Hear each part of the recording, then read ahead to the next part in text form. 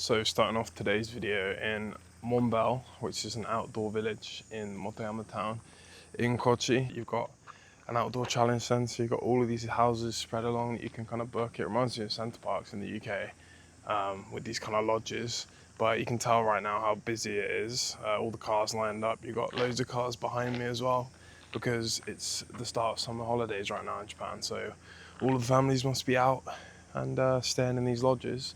And then you've got a restaurant, a bathhouse, and then a visitor centre, which is a really, really nice shop. I'm pretty sure I've been here before. I don't think I've showed off the village really properly, but I've been to the shrine, which is just in the trees behind the visitor centre. The amount of times that I've come here on my own, just travelling around and enjoying the shop, enjoying the restaurant, and going across to Motoyama Town, across the bridge here. But I just wanted to show this off. You can see how modern it is. I'm not sure exactly when it was made. But it's a weird one just to be plonked in a fairly rural and old town. It draws a lot of attraction for sure, especially in these summer months where families have time off. Yeah, you can see in the shop here a lot of like camping gear, local product as well, like sake, ice cream, things like that. This is the main bridge that you would cross to go across into Motoyama Town, which then connects over into Tosa, which, yeah, I've done a few videos of before, and I have walked this exact trail. I thought I'd come back to a location.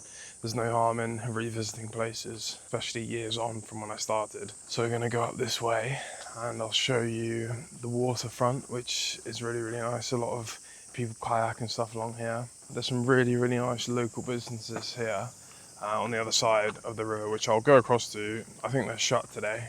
My favourite coffee shop and a really nice ice cream place just across the road from each other. It's a very popular camping spot, which you might see. I'm assuming there are some people along here camping over this weekend, but we'll find out in a second.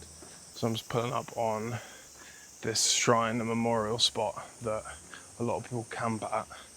We'll see. Oh wow, my favourite car of all time in the favourite colour, blue Jimny. But yeah, this is the main shrine ground, big grand gate, and the stuff that extends behind, which I've shot before in pictures. Sometimes people do camp like up on the grass here, but I don't see any of that today.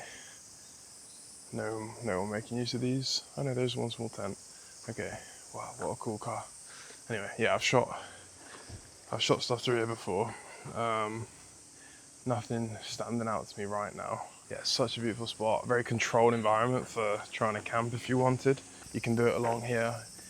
On the grass, it's permitted. You got all the facilities you need. There's a water pump here, and then down the way is actually a cleaning kitchen station. That is my favourite car of all time. I might actually just get a picture of it, post it up.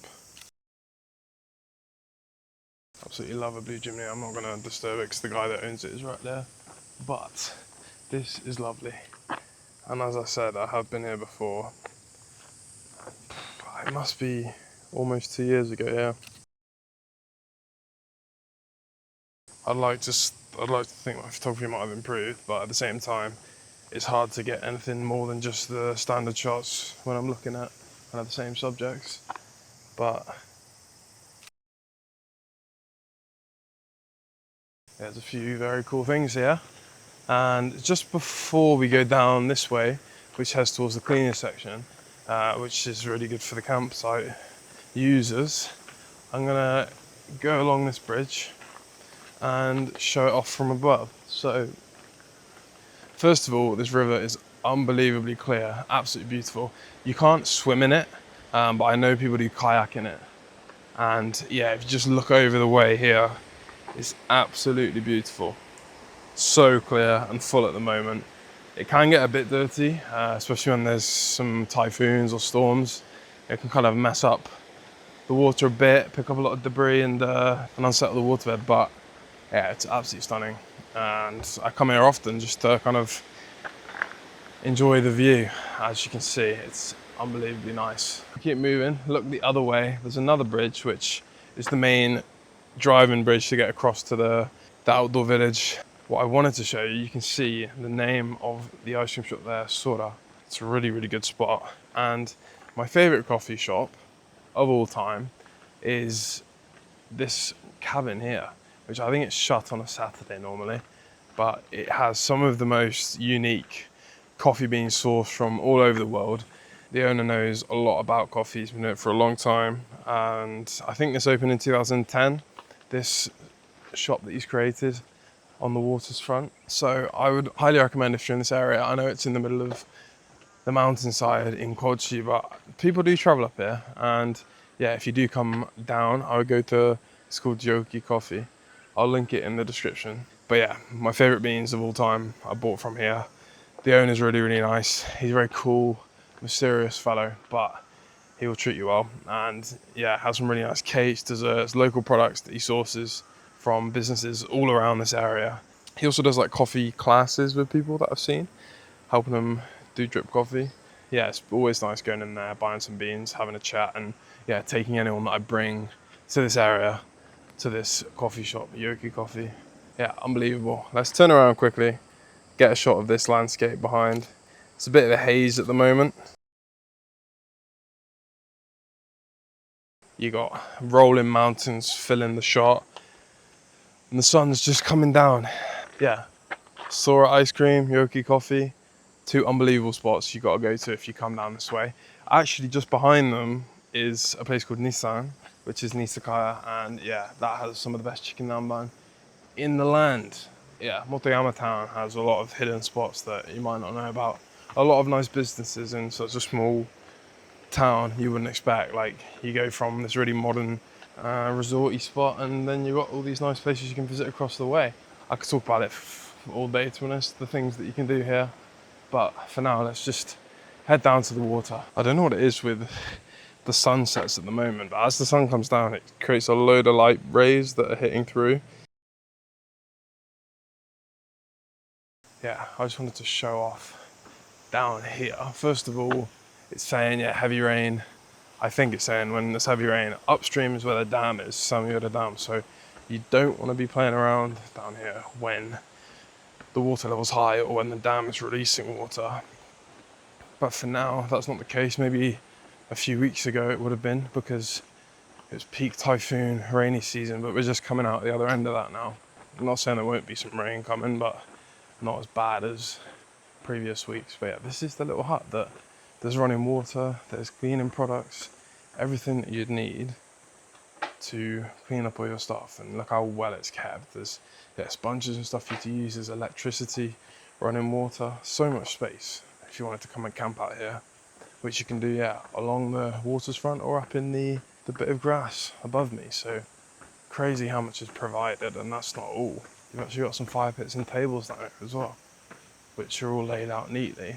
You see some fires have been done recently. We had no swimming here, which is kind of a shame. If you think about camping, it'd be nice to go in the water in that way, but I don't know, it must be to do with the current or just keeping it clean. This river, the Yoshino River, you can kind of follow it down in different sections and find nice pockets along the river to explore.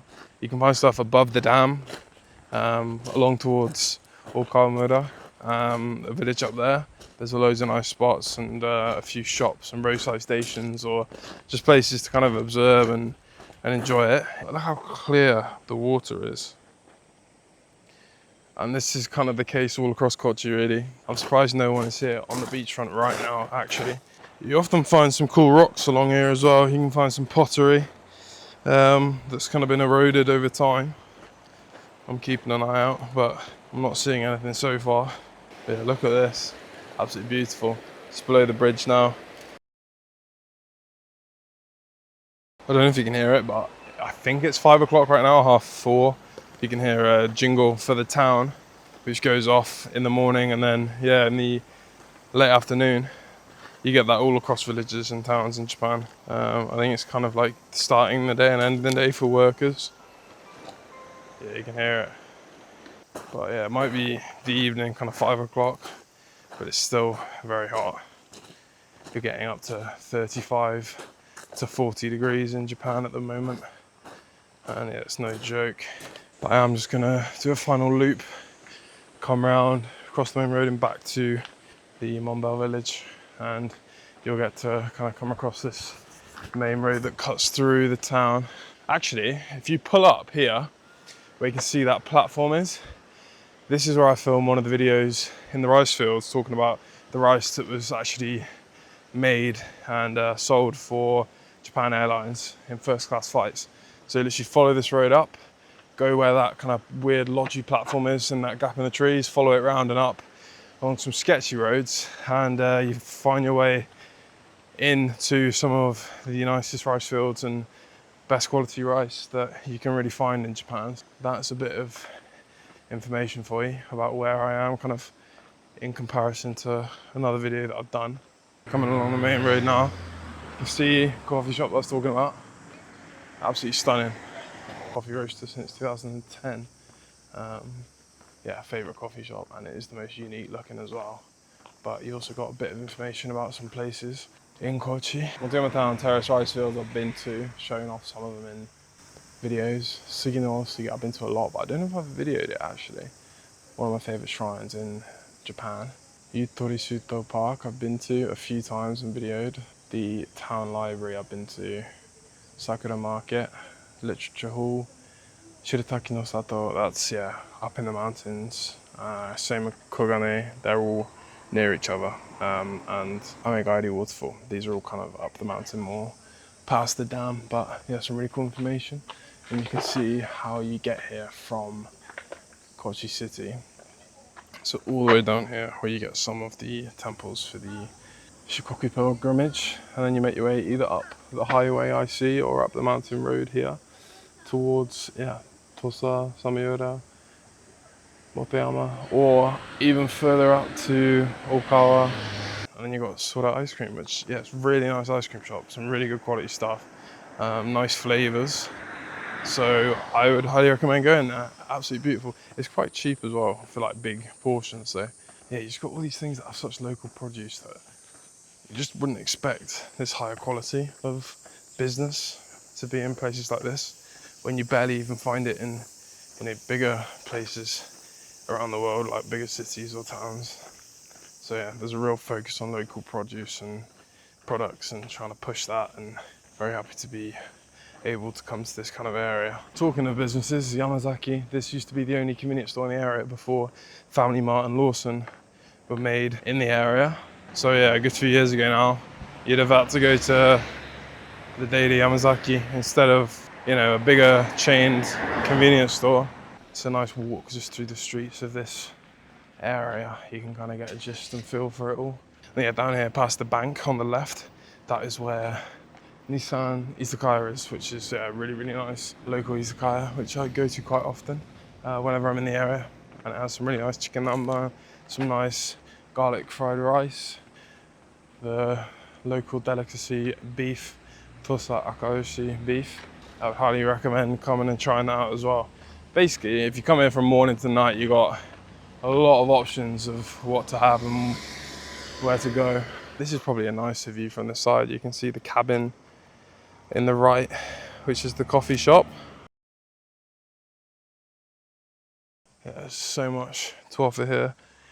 Just pointing out things basically up on the mountain here. You can drive or walk up, and there's an observation deck that I have been up when there's been a meteor shower and seen a few meteors go by. So yeah, it's pretty special. It's a nice little view spot to kind of get above all the light pollution, which there's not much of here, but if you want to get that extra bit of viewing capability, a little bit more clear, then that's where you go. I mean, even if you got the valley here up towards Okamura, there's way less, and the Milky Way is super, super clear. So kind of making it back round to the village now. Basically just showed off this area. I've taken like 6 pictures, but it's such a nice place to kind of walk around and just show off, which last time I came, I think I kind of was guessing what was what, whereas now I've been here for a while and I've come back a few times. I've been able to learn a bit more about the area. So yeah, that's about it really. I'm a bit busy at the moment, but things should pick up after my trip in August when I've visited a load of places around Tokyo, Hokkaido, Aomori, Iwate, like so many prefectures. So that's my main focus, but it's just kind of tying over to that point and getting some content before I go, because I won't be able to edit when I'm on that trip, which is a good 3 weeks. So I need to get some videos. So if I can, I'll make some more around here. But yeah, ending it off, coming back to this beautifully made area where you can see people kind of enjoying it. And yeah, I'll catch you in the next video.